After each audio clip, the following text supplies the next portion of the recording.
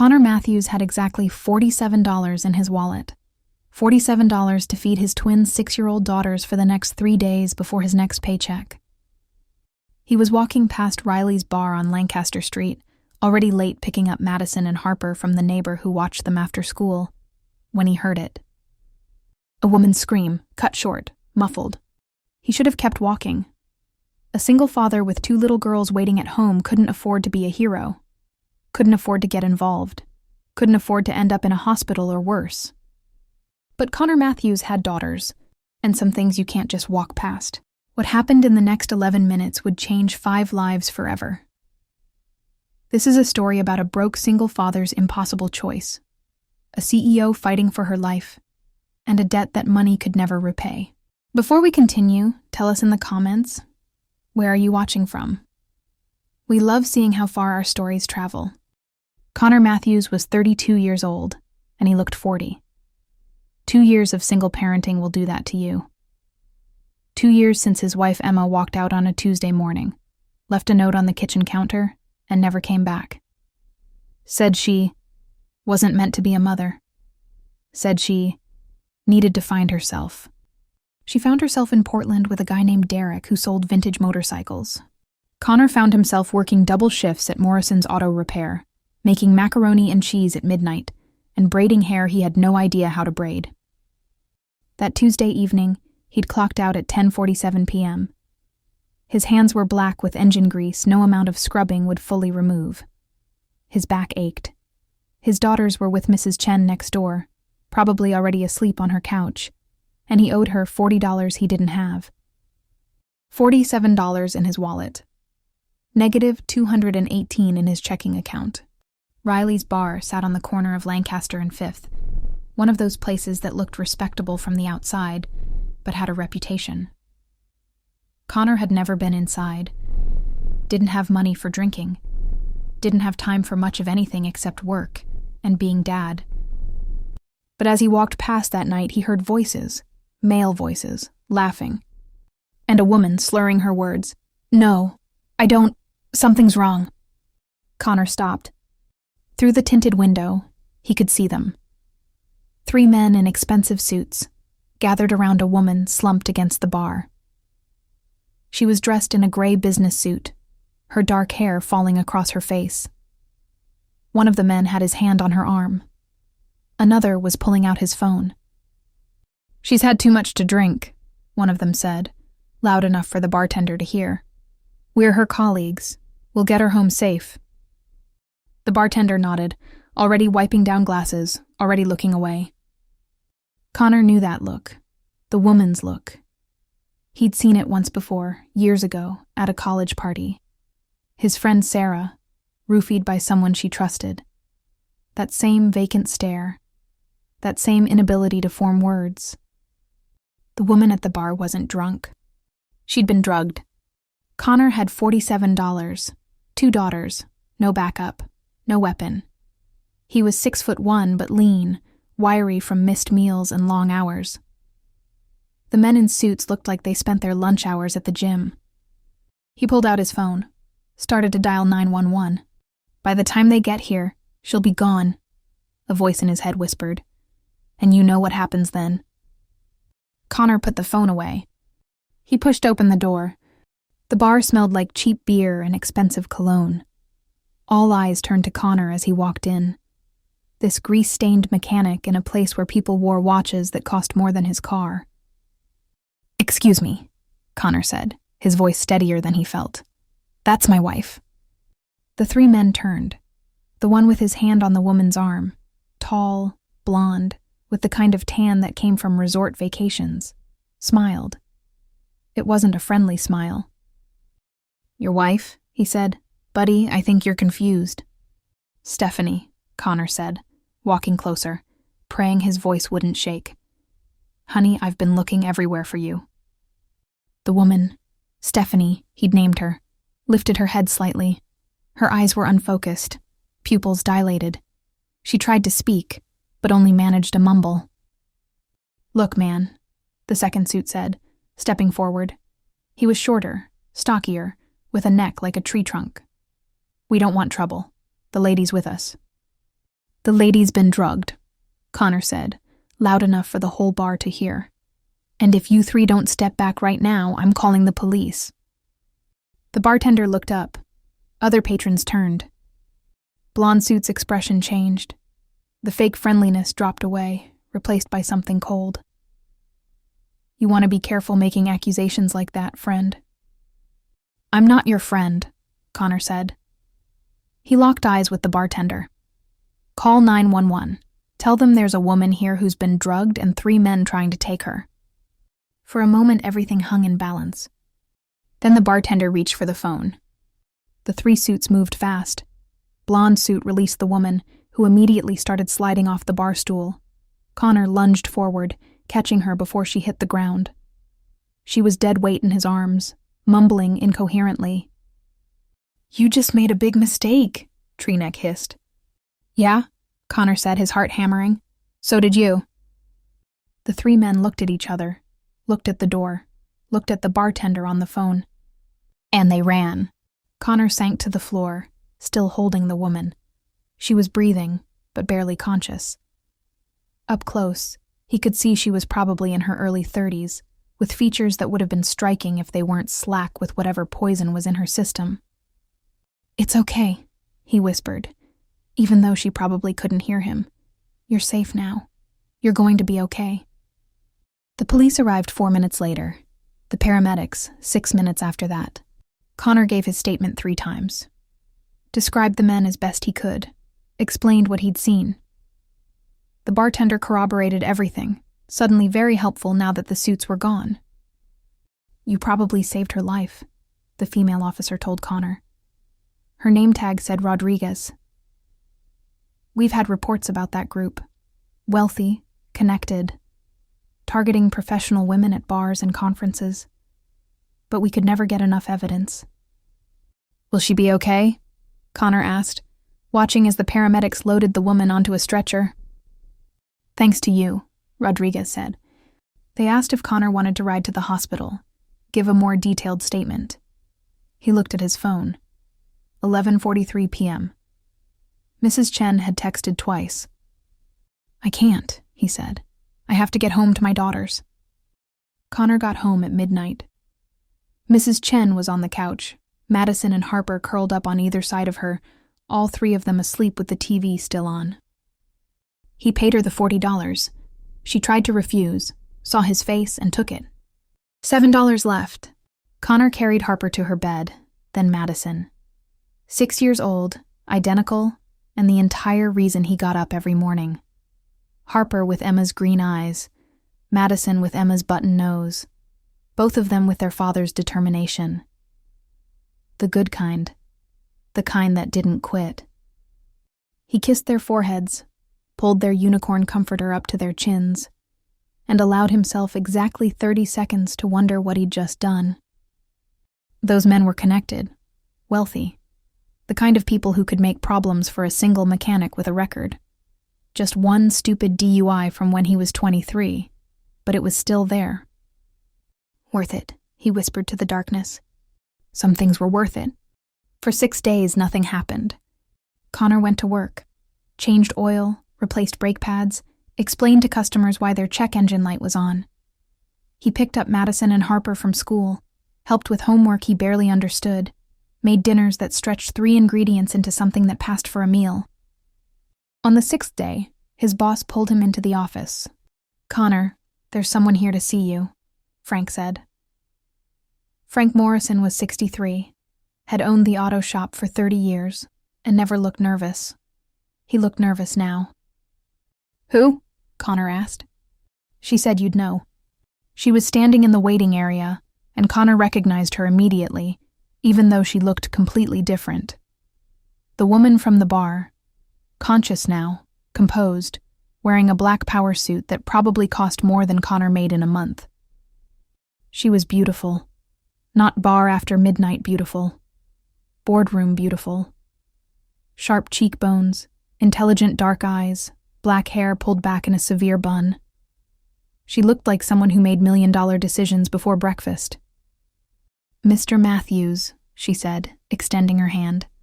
Her handshake was firm, all business. My name is Evelyn Chase. I believe you saved my life. Connor wiped his greasy hand on his coveralls before shaking. You doing okay? Thanks to you, Evelyn said. The doctor said if those men had gotten me out of that bar, the drug they used, combined with my blood pressure medication, let's just say I'm lucky to be standing here. I'm glad you're all right. Evelyn studied him. Connor felt suddenly self-conscious. This woman who probably lived in a penthouse, looking at him in his stained coveralls, in this shop that smelled like motor oil and old coffee. The police caught them, Evelyn said. Thanks to your description and the bar's security footage.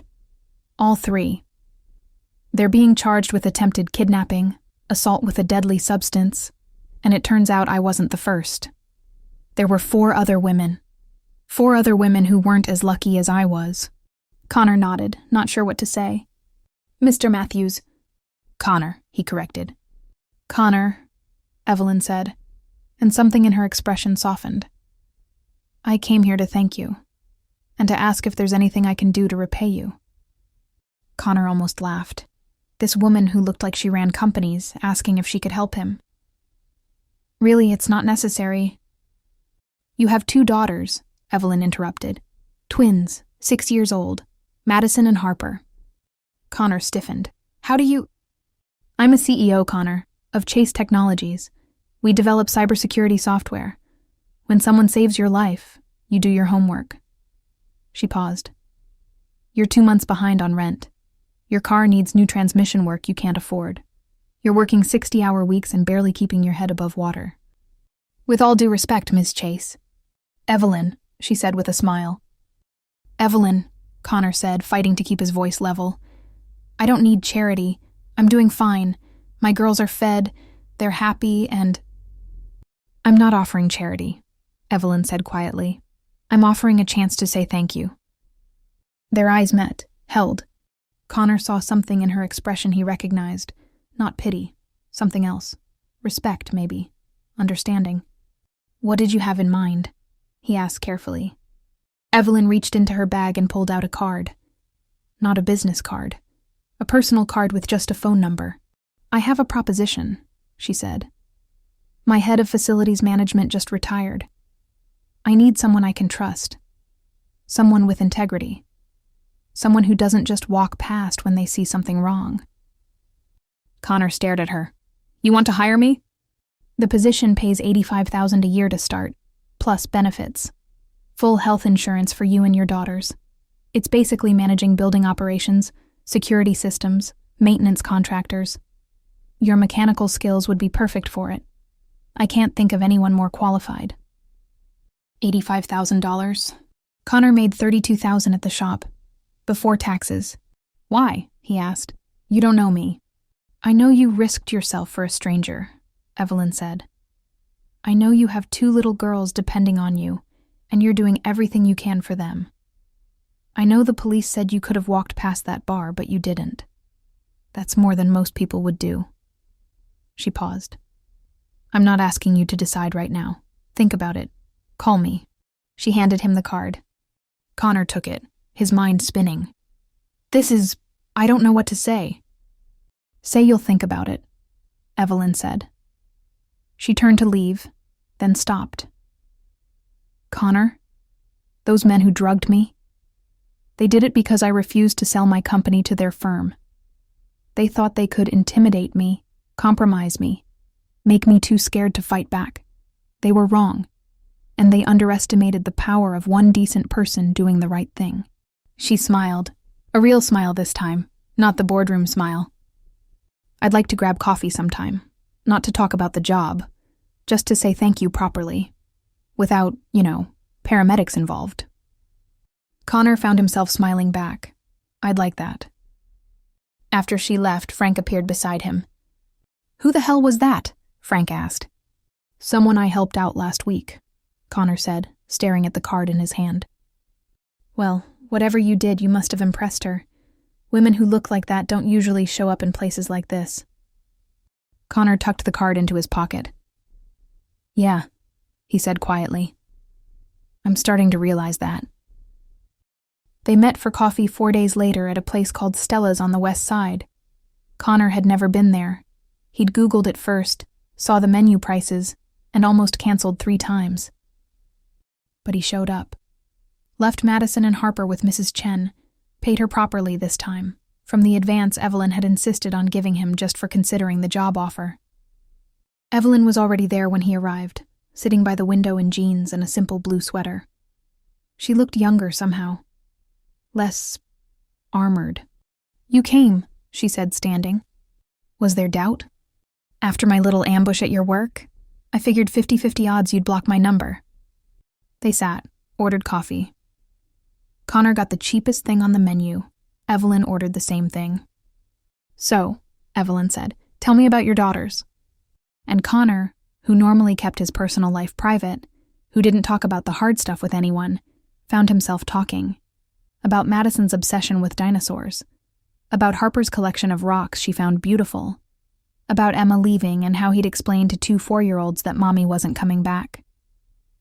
"You're a good father," Evelyn said quietly when he finished. "I try. Most days I feel like I'm failing." "You're not." She stirred her coffee. "Can I tell you something?" "Sure." "I built my company from nothing," Evelyn said. "Started in my apartment 8 years ago, just me and a laptop and an idea. Everyone said I'd fail. My family said I should get a real job, get married, have kids, do what women are supposed to do." She looked out the window. "I proved them all wrong. Built a $30 million company. I'm successful. I'm independent. I have everything I thought I wanted." "But," Connor prompted gently, "but the night you found me in that bar..." Evelyn's voice dropped.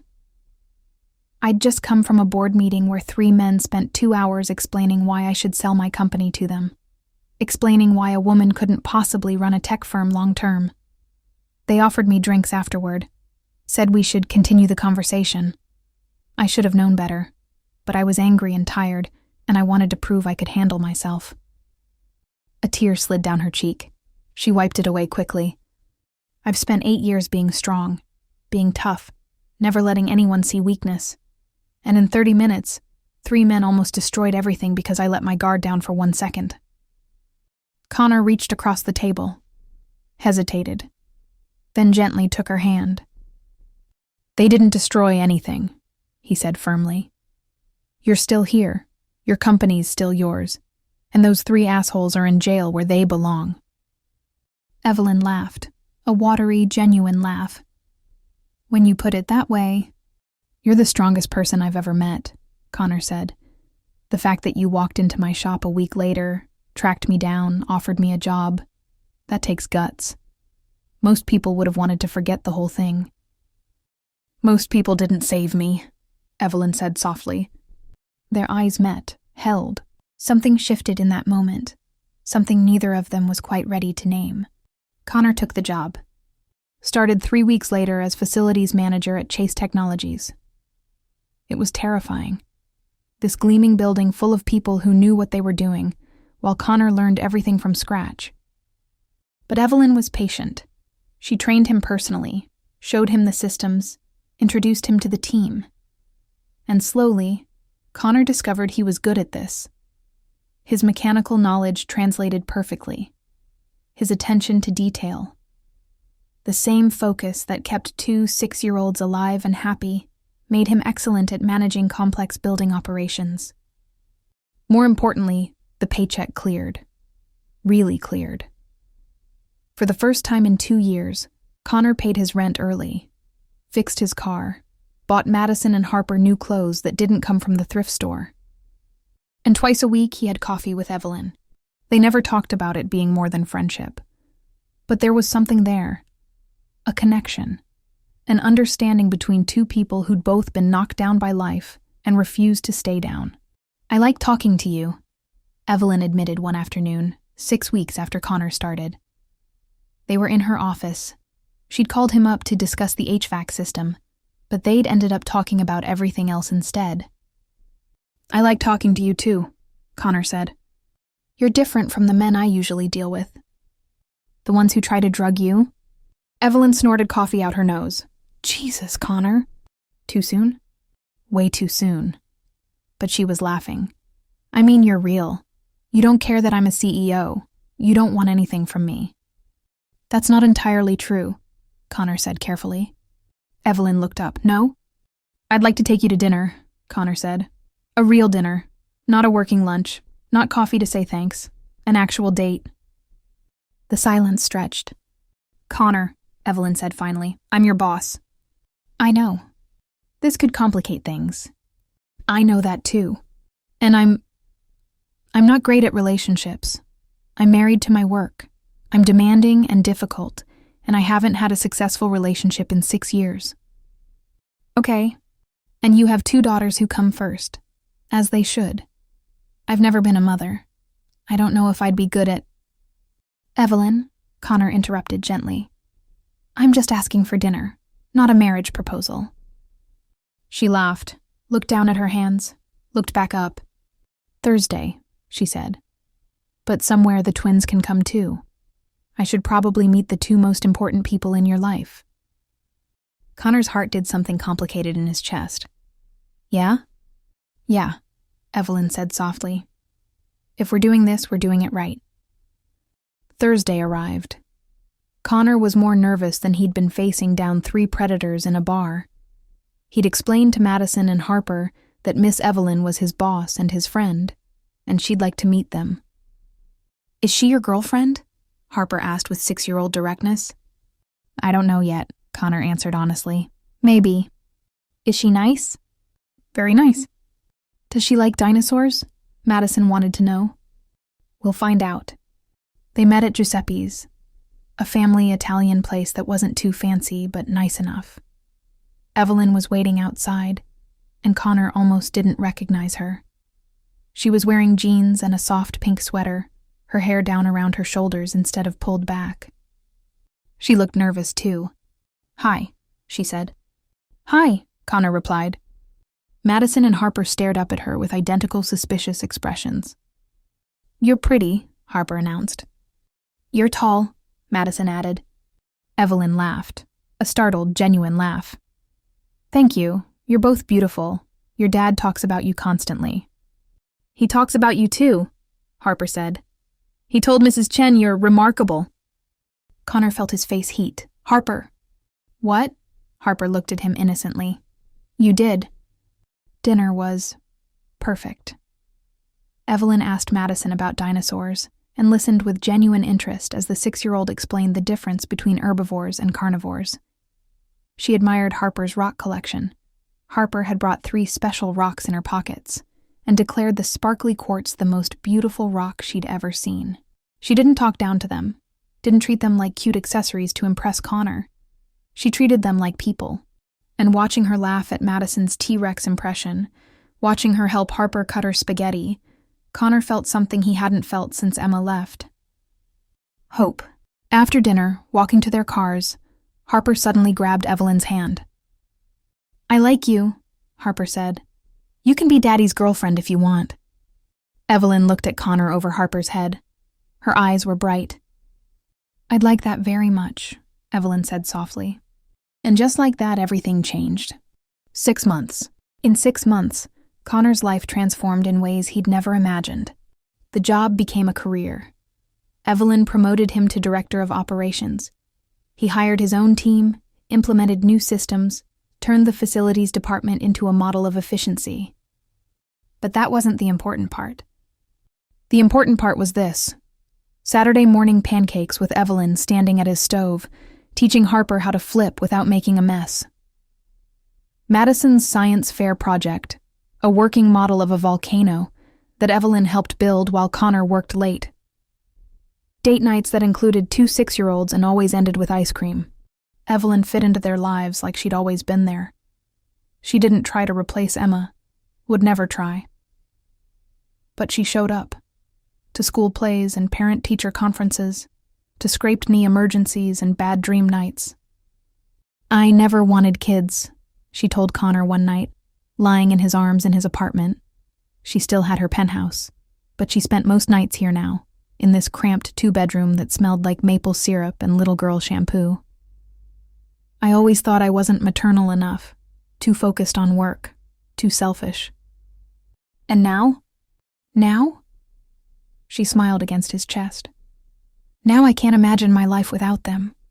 Without any of you. I love you, Connor said. First time he'd said it out loud. Evelyn lifted her head. I love you too, she whispered. You saved my life that night, Connor. But not just in the bar. You saved me from becoming someone I didn't want to be. Someone so focused on success that I forgot what actually matters. What matters? This, she said simply. You, the girls, making pancakes on Saturday, reading bedtime stories, fighting over who gets the last slice of pizza. This is what matters. 1 year to the day after Connor found Evelyn in that bar, she showed up at his door with Madison and Harper giggling behind her. We have something to show you, Harper announced. Daddy, close your eyes, Madison ordered. Connor obeyed, smiling.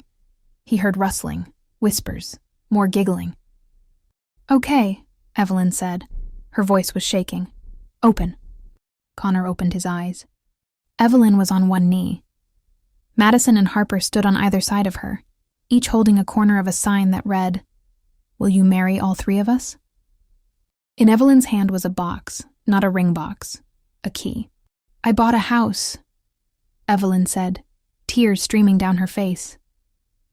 A real house, with a backyard for Harper's rocks, and a room for Madison's dinosaurs, and space for all of us.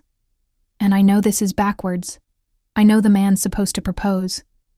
But I've never done anything the traditional way, and I'm not starting now. She took a shaking breath. Connor Matthews, you saved my life, and then you gave me a reason to live it. You and these two incredible girls taught me what family means, what love means, what actually matters in this world. So I'm asking, will you marry me? Will you let me be their bonus mom? Will you let me spend the rest of my life making pancakes on Saturday and attending science fairs and reading bedtime stories? Connor couldn't speak, couldn't breathe. Say yes, Daddy, Harper urged. We already call her Mom Evelyn, Madison added, so you should probably say yes. Connor dropped to his knees, pulled all three of them into his arms. Yes, he whispered. Yes to all of it. Yes to everything. They stayed like that for a long moment.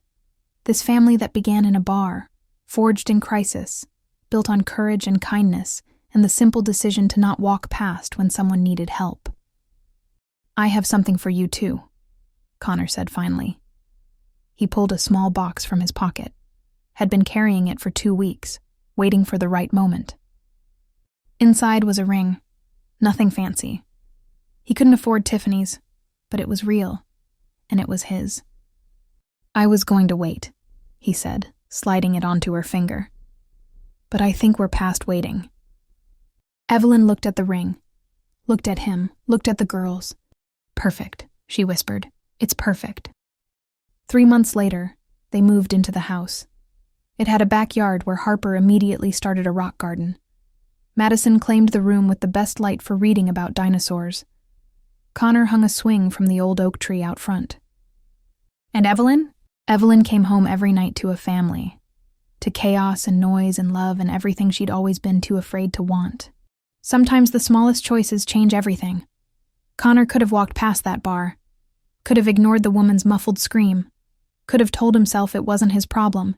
He had his own struggles. He couldn't afford to be a hero. But he didn't. And because he didn't, 5 lives were transformed. A CEO found her family. 2 little girls got a mother who chose them. And a single father discovered that sometimes, when you save someone else, you save yourself too. If this story touched your heart, please don't just keep scrolling. Hit that subscribe button and turn on notifications so you never miss another story like this one. Single parents need to know they're not alone. People doing the right thing need to know they're seen.